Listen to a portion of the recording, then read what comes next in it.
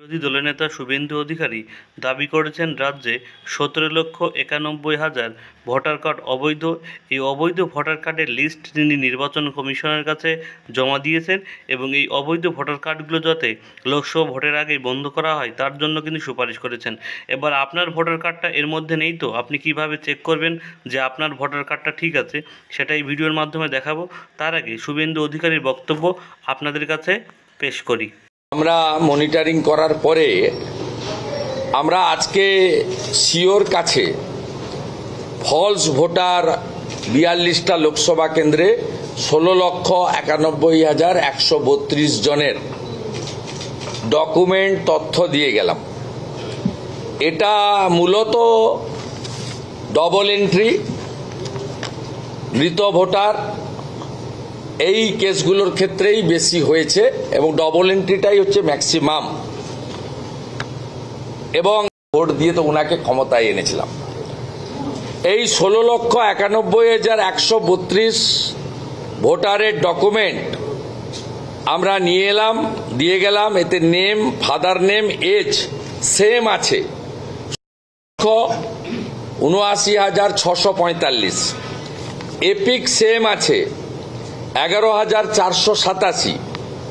এর মধ্যে দুটি ভারতীয় জনতা পার্টির পার্লামেন্টারি কনস্টিটিউয়েন্সি। শুভেন্দু অধিকারীর মুখেই শুনলেন কেন ভোটার কার্ডগুলো বাতিল হয়েছে। এবার আপনার ভোটার কার্ডটা ভোটার লিস্টে আছে কিনা সেটা কিভাবে চেক করবেন সেটাই ভিডিওর মাধ্যমে দেখাবো। আপনারা অবশ্যই ভিডিওটি মনোযোগ সহকারে দেখবেন। ভোটার লিস্টে আপনার নাম দেখার জন্য আপনার মোবাইলে গুগল বা ক্রোম ব্রাউজারে গিয়ে লিখতে হবে CEOWB। এটা লিখে সার্চ বাটনে ক্লিক করে আপনি সার্চ করবেন। সার্চ করার সাথে সাথে আপনাদের একটা পেজ ওপেন হয়ে দেখতে পাচ্ছেন লেখা আছে chief electoral officer West Bengal. এখানে ক্লিক করবেন। এখানে ক্লিক করার সাথে সাথে আপনাদের আর একটা পেজ ওপেন হয়ে যাবে। এখানে এই পেজটা ওপেন হয়ে যাবে। এই পেজটা ওপেন হওয়ার পর আপনি স্ক্রল ডাউন করে নিচের দিকে আসবেন। ঠিক আছে, নিচের দিকে আসার পর আপনারা একটা লেখা দেখতে পাচ্ছেন, একটা টিক চিহ্ন, তার নিচে দেখেন লেখা আছে ভোটার লিস্ট। ঠিক আছে, এখানে ভারতের জাতীয় পতাকার কিন্তু রং দেওয়া আছে ভোটার লিস্ট। এখানে ক্লিক করবেন। ঠিক আছে, এখানে ক্লিক করার পর কিন্তু আপনাদের আর একটা পেজ ওপেন হয়ে যাবে। দেখতে পাচ্ছেন এই পেজটা ওপেন হয়ে গেল এবং এই পেজটা কিন্তু আপনাকে ফিল আপ করতে হবে। প্রথমে দেখতে পাচ্ছেন লেখা আছে স্টেট, অর্থাৎ আপনারা কিন্তু এখানে ক্লিক করে আপনারা কিন্তু স্টেটটা সিলেক্ট করতে পারবেন। আপনি যে কোনো স্টেট থেকে দেখতে পারবেন। এটা আমরা ওয়েস্ট বেঙ্গল সিলেক্ট করে নিলাম। তারপরে দেখে লেখা আছে ডিস্ট্রিক্ট। এবার আপনার জেলাটা সিলেক্ট করতে পারবেন আপনি যে কোনো, অর্থাৎ ওয়েস্ট বেঙ্গলের যে কোনো জেলার থেকে কিন্তু আপনি এটা দেখতে পারবেন। ঠিক আছে, তারপর দেখতে লেখা আছে অ্যাসেম্বলি এবং কনস্টিটিউট, অর্থাৎ আপনি যে বিধানসভার অন্তর্গত সেই বিধানসভার নামটা কিন্তু এখান থেকে সিলেক্ট করতে হবে। ঠিক আছে, অ্যাসেম্বলিটা সিলেক্ট করার পর দেখেন লেখা আছে সিলেক্ট ল্যাঙ্গুয়েজ, অর্থাৎ আপনার কিন্তু ল্যাঙ্গুয়েজ সিলেক্ট করতে হবে। তো বাংলায়, অর্থাৎ আপনি ভোটার লিস্টটা বাংলায় ডাউনলোড করবেন না ইংরাজিতে ডাউনলোড করবেন। আমি ইংলিশ করে নিলাম।